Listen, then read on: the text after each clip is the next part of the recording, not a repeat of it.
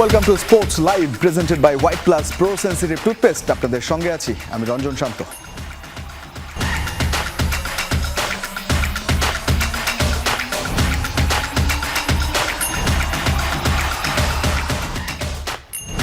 প্রস্তুতি ম্যাচের খবর দিয়ে শুরু করতে চাই, অর্থাৎ 3 দিনের যে প্রস্তুতি ম্যাচ, সেখানে অস্ট্রেলিয়া একাদশের কাছে ইনিংস ও 38 রানে হারের লজ্জা পেয়েছে বাংলাদেশ।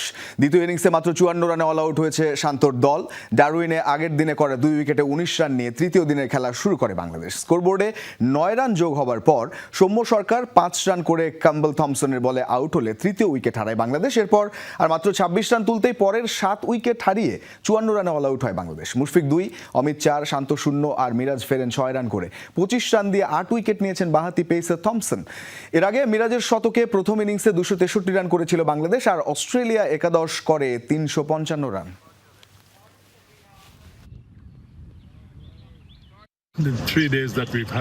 আমাদের হাতে প্রথম টেস্ট শুরুর আগে আরো 3 দিন সময় আছে। এই সময় আমরা ভুলগুলো শুধরে নিতে চাই। প্রস্তুতি ম্যাচের দ্বিতীয় ইনিংসে আমরা যেভাবে আউট হয়েছি সেটা সত্যি হতাশার ছিল। তবে ছেলেদের উপর বিশ্বাস রাখতে চাই, তাদের সামর্থ্য আছে ভালো করার। অস্ট্রেলিয়া সিরিজ তো আছে, এইচপি দল তারা মালয়েশিয়ার সঙ্গে খেলেছে, সেখানেও একটা জয়ের খবর আছে, ফুটবলে অনেক খবর আছে। সবকিছু নিয়েই কথা বলতে চাই, সঙ্গে একজন অতিথিকে নিয়ে। অতিথি বললেও ভুল হবে, সহকর্মী সৈয়দ আবিদ হোসেন সামিকে স্বাগত জানাতে চাই স্পোর্টস লাইভের সেটে। এবং কনগ্রাচুলেশন, শুধুমাত্র সহকর্মী বললে ভুল হবে, আপনি পেয়েছেন Marvel of tomorrow award best sports reviewer. Congratulation for that.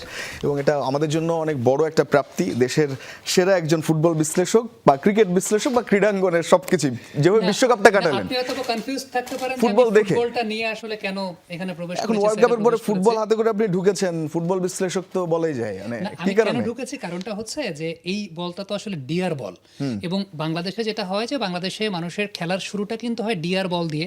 এটা অনেকে রিলেট করতে পারবেন, গ্রামে কিংবা এলাকাতে যখন আমরা খেলি ডিআর বল দিয়ে খেলি, এত শক্ত একটা ডিআর বল, এটা দিয়ে যখন আসলে মানে কেউ খেলা শুরু করে, আমার মনে হয় যে এই কারণে মনে হয় বাংলাদেশের প্রোগ্রেসটা ওইরকম ভাবে হয় না। এনিওয়েজ, আমি কেন আসলে এই ডিআর বলটা নিয়ে ঢুকেছি, কারণ এই ডিআর বলটা অনেক শক্ত। বাংলাদেশ কিন্তু ডারউইনে আসলে শক্তপোক্ত পারফরমেন্স করতে পারে নাই। আপনি যেমনটা দেখছিলেন যে ফিল সিমন্স কথা বলছিলেন যে সেই জায়গাটাতে কন্ডিশন একটা অনেক বড় ফ্যাক্ট। তবে একটা বিষয় কিন্তু উল্লেখযোগ্য যে ডারউইনের কন্ডিশনটা কিন্তু অনেকটা, এই সময়টা যেহেতু অস্ট্রেলিয়ার নর্দার্ন ট্রপিক্যাল অঞ্চল এবং এই সময়টা ওয়েদারটা অনেক ড্রাই থাকে, সো অনেকাংশে কিন্তু আপনার জন্য ফেভারেবল কন্ডিশন আসলে হতে পারে। আমার কাছে মনে হয় যে আজকে 54 বা 58 রানে বাংলাদেশ যখন অল আউট হয়েছে, টু বি এক্স্যাক্ট, আমার কাছে মনে হয় ভেরি মাচ আনলাইক, কারণ এতটাও বাংলাদেশের জন্য আনপ্লেয়েবল কন্ডিশন না যেখানে 54 রানে অল আউট হতে হবে। কারণ প্রথম ইনিংসে কিন্তু বাংলাদেশ বেশ ভালো ব্যাটিং, মানে মেহেদী হাসান মিরাজ ভালো ব্যাটিং করেছিলেন। অ্যাডজাস্টমেন্টের একটা ব্যাপার থাকে, বাট আমার মনে হয় যে এটা একটা হয়ে গেছে। মূল টেস্ট ম্যাচটার জন্য we are waiting for that. একেবারে আপনি যে কথাটা বললেন, অ্যাজিলুডো বলছিলেন কয়েকদিন আগে একটা পডকাস্টে কথা বলেছেন যে কন্ডিশন কিন্তু অতটাও যে আমাদের ফেভারে থাকছে এমন না, বাংলাদেশ এখানে সুবিধা পেতে পারে, কারণ পেসাররা ওই পরিমাণ ভ্যারিয়েশন এখানে কাজে লাগাতে পারবে কিনা তার সন্দেহ আছে। তো সব মিলিয়ে এসে বাংলাদেশকে মোটামুটি এগিয়ে রাখছে। কিন্তু যদি বলি যে 2003 থেকে আমরা 26-এর হিসাব বা 23 বছর, সেই জায়গাটায় আমি প্রথম প্রশ্ন যদি করি, পার্থক্যের জায়গা আসলে কেমন এই গত 23 বছরে? এখন যে দলটা গেল একেবারে, ওই দলেও তো আসলে স্বাভাবিকভাবে আগের সেই প্লেয়াররা নেই, তাদের ক্রিকেট তো মুভ করেছে। পার্থক্যটা আসলেই কেমন আছে অস্ট্রেলিয়ার সঙ্গে? দেখেন, একটা বিষয় যে they have many test matches behind their back. Mushfiqur Rahim কতগুলো টেস্ট খেলেছেন আপনি জানেন, লিটন কুমার দাস অনেকগুলো টেস্ট খেলেছেন, ইভেন সাদমান ইসলাম অনেক টেস্ট ম্যাচ খেলেছেন। সৌম্য সরকারের ইন্টারন্যাশনাল এক্সপিরিয়েন্স তার অনেকদিন ধরে আছে। তানজিদ হাসান তামিম টেস্ট ম্যাচের এক্সপিরিয়েন্স খুব বেশি নাই, বাট ইন্টারন্যাশনাল সার্কিটটা খেলছেন। তাইজুল ইসলাম অনেকদিন ধরে খেলছেন, তাসকিন আহমেদ অনেকদিন ধরে খেলছেন। সো আপনি যদি ওই অজুহাত দেন যে আপনি এক্সপিরিয়েন্স নাই এই কন্ডিশনে খেলার, তাহলে সেই বিষয়টা আমার কাছে মনে হয় না খাটে। উল্টো আমি বলবো যে ডারউইনের কন্ডিশন, আবারও বলছি, নর্দার্ন ট্রপিক্যাল অঞ্চল, এবং এই মাঠে কিন্তু ক্রস উইন্ড বয়, মানে বাতাসের বেগটা আমি যদি দেখি, গতকালকে ডারউইনে সকাল 9টার দিকে প্রায় 14 কিলোমিটার প্রতি ঘন্টায় বাতাস বয়েছে। দুপুর 12টায় সেটা ছিল 16 বা 17 কিলোমিটার, দুপুর 1টায় সেটা ছিল 18-19 কিলোমিটারের মতো। সো আপনি যদি আপনার স্ট্রেংথ চিন্তা করেন, you have Hasan Mahmud who just finish the county cricket. হাসানকে আমরা জানি যে একটু বাতাসের ফরে যদি বোলিং করতে পারেন, মুভমেন্ট তিনি আদায় করতে পারবেন। এবং আমি বলবো তালহা জুবাইরের প্রশংসা আমি এই কারণে করব যে হাসানের যে 4টা উইকেট আমি দেখেছি, length strength management was very perfect. এবং ওই টাইপের কন্ডিশন হয় কি, হাসান যে টাইপের বোলার, তিনি কিন্তু শোল্ডার নির্ভর বোলার না, রিস্ট নির্ভর বোলার। সামনে সামনে বল করেছেন, মুভমেন্ট আদায় করতে পেরেছেন, টপ এন্ড খেলেছিলেন হাসান মাহমুদ, সেখানে বাংলাদেশের টপ উইকেট টেকারদের মধ্যে একজন ছিলেন, অস্ট্রেলিয়ার ডারউইনের মাটিতে যেটা হয়। সো আমি স্টিল খুবই আশাবাদী যে আপনি যে স্কোর কার্ড এই ম্যাচে দেখেছেন, অলদো নাহিদ রানা নাই, তারপরও তাসকিন আছেন যিনি সবসময় ইনিশিয়াল ব্রেক থ্রু দেন। হাসান মাহমুদ এই কন্ডিশনের জন্য পারফেক্ট বোলার। ইভেন অস্ট্রেলিয়ান বোলারদের চাইতে আমি হাসান মাহমুদকে এই কন্ডিশনের পারফেক্ট বোলার বলবো। আমার প্রবলেমের জায়গাটা আসলে বাংলাদেশের থার্ড পেসার নিয়ে। থার্ড পেসার কেউই শেপে নাই, সেটা একটা অনেক বড় প্রবলেম। সো থার্ড পেসার যেহেতু কেউ শেপে নাই, আপনি দেখলেন যে প্রথম ইনিংসে কিন্তু অস্ট্রেলিয়ার একজন লম্বা 6 ফিট 3 ইঞ্চি অফ স্পিনার তিনি 6টা উইকেট পেয়েছেন।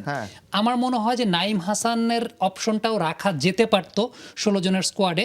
ডারউইনের কন্ডিশন কিন্তু মানে কখনোই পেস ফেভারেবল কন্ডিশন ওইরকম না। গত বছর শ্রীলঙ্কা এ এবং অস্ট্রেলিয়া এ তারা খেলেছে, সেখানে শ্রীলঙ্কার ম্যাক্সিমাম উইকেট নিয়েছিলেন স্পিনাররা। আরেকটা গুরুত্বপূর্ণ ব্যাপার বলে, ডারউইনের সবসময় ট্রেডিশনালি ওই শ্রীলঙ্কা এ অস্ট্রেলিয়া এ ম্যাচের কথা যদি আমি বলি, নাম্বার 6, নাম্বার 7, নাম্বার 8-এর ব্যাটিংটা খুবই ভাইটাল। তো ব্যাটিংয়ের প্রশ্নটা আসলে ঘুরে ফিরে এসে যায় অস্ট্রেলিয়ার মধ্যে কন্ডিশনে। বোলাররা মোটামুটি ভালো করলেও ব্যাটিংটা কেমন করবে একটা প্রশ্ন তো থাকছে। আমরা বরং একটা প্রতিবেদন দেখি, আবার এই প্রসঙ্গে আমরা ফিরবো। মিনহাজুল আবেদিন নান্নু তিনি কথা বলেছিলেন, বাউন্সি কন্ডিশনে খেলার অভ্যস্ততা না থাকাই ব্যাটারদের অস্বস্তির বড় কারণ বলছেন তিনি। বিসিবির এই পরিচালক সেটাই মনে করেন, যদিও প্রস্তুতি ম্যাচের সঙ্গে টেস্ট সিরিজকে মেলাতে নারাজ তিনি। তবে অস্ট্রেলিয়ার বিপক্ষে এই সিরিজকে প্রমাণের মঞ্চ মনে করছেন এই পরিচালক। তার মতে ভালো করতে পারলে ভবিষ্যতে অস্ট্রেলিয়ায় পূর্ণাঙ্গ সিরিজ খেলার সুযোগ তৈরি হতে পারে বাংলাদেশের।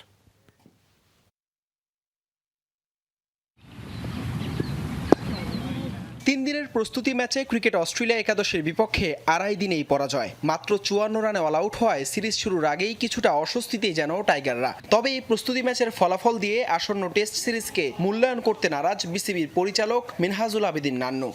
যেহেতু ডারউইনে খেলা, সে আমার মনে হয় যে মেন উইকেটটা হয়তো বা আপনার গেবা বা মেলবোর্ন মনে হয়। তো তারপরেও যেহেতু প্র্যাকটিস ম্যাচে একটা বাজে সময় গিয়েছে, অনেক কিছু করণীয় আছে এবং এই 2-3 দিনের অনুশীলনের যতটুকু তাড়াতাড়ি সম্ভব নিজেদেরকে ইউজ করতে হবে এবং টেস্ট ম্যাচের জন্য তৈরি হতে হবে।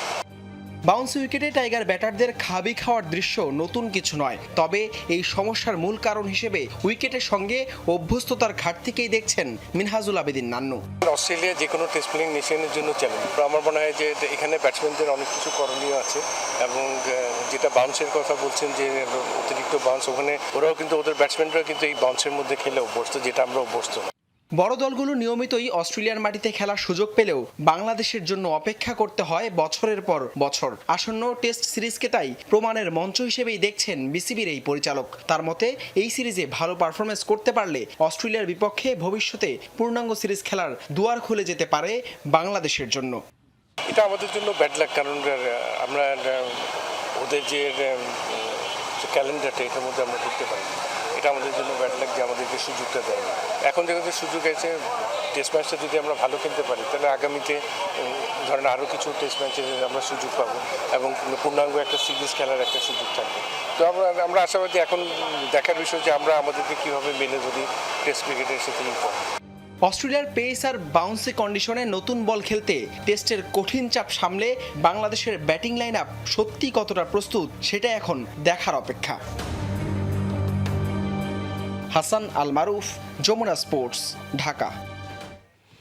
না, তবে এই চ্যালেঞ্জটা বাংলাদেশও জানে। তাদের ক্রিকেট সম্পর্কে যথেষ্ট ধারণা নিজেরা রাখে। এ কারণেই যে ব্যাটিং একটা দুর্বলতা আছে সেটা বরাবরই দল মেনে নিয়েই খেলতে যায়, যে একটা পরীক্ষার মধ্যে তারা পড়বে। সেবারও তো 2টো টেস্ট আমরা, অর্থাৎ 3-এর কথা বলছি, ইনিংস ব্যবধানেই হেরেছিলাম। স্বাভাবিকভাবেই যেটা হয় যে কম রানে গুটিয়ে যাওয়ার ব্যাপারটা ছিল।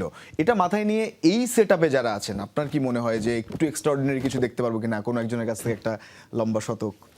প্রথম কথা হচ্ছে যে বাউন্সি কন্ডিশন নিয়ে সবচেয়ে বেশি কথা হচ্ছে। তো আপনি যদি ডারউইনে এই 2টা ইনিংসে লক্ষ্য করে দেখেন, প্রথম ইনিংসে উইকেট পেয়েছেন একজন স্পিনার 6টা, দ্বিতীয় ইনিংসে যেই পেস বোলার 8টা উইকেট পেয়েছেন। আপনি যদি 8টা উইকেটের 8টা উইকেট পর্যালোচনা করেন, সাদমান ইসলাম অনেকের পুল শটে আউটটা ছাড়া বাকি একটাও কিন্তু বাউন্সের কারণে কেউ আউট হন নাই। প্রত্যেকে আউট হয়েছেন ড্রাইভের বলে। এখন আপনি যদি বলেন যে ড্রাইভের বল কি আমাদের উইদিন দ্য জোন, নাই, ড্রাইভের বল তো আমাদের উইদিন দ্য জোন।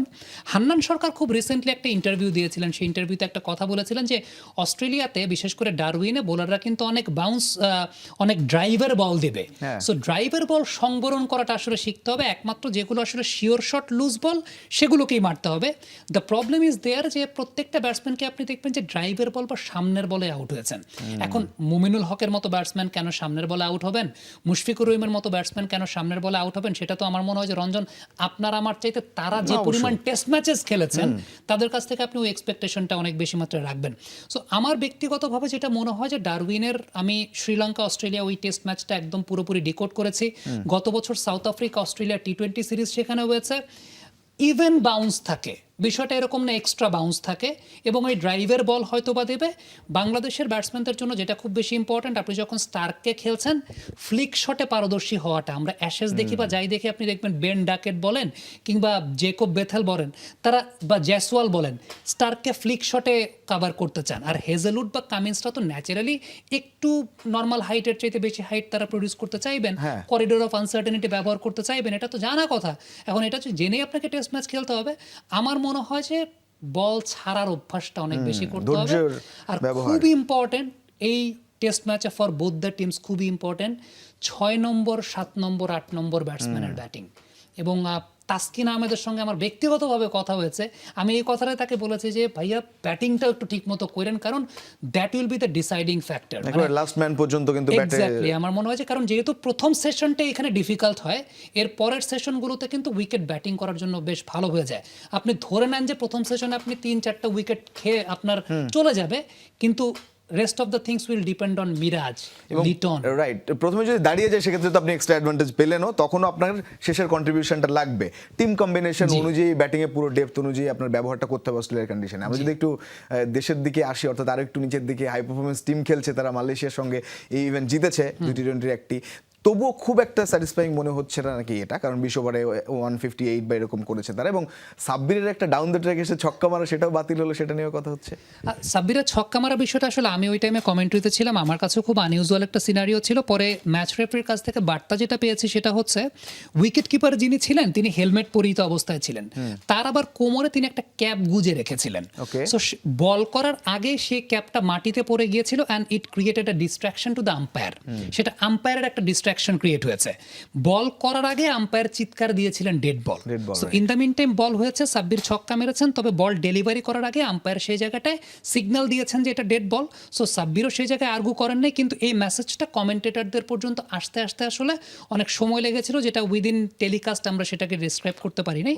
তবে কি বলবেন? ওভারঅল পারফরমেন্স বলবো আসলে মালয়েশিয়ার এই টিমটা এমন একটা টিম যেটা আসলে খুব বেশি প্রমিনেন্ট টিম না ইন্টারন্যাশনাল সার্কিটে, আবার এই টাইপের টিমের এগেনস্টে মানে খুব বেশি মেরে খেলাটাও ডিফিকাল্ট এই টাইপের কন্ডিশনে।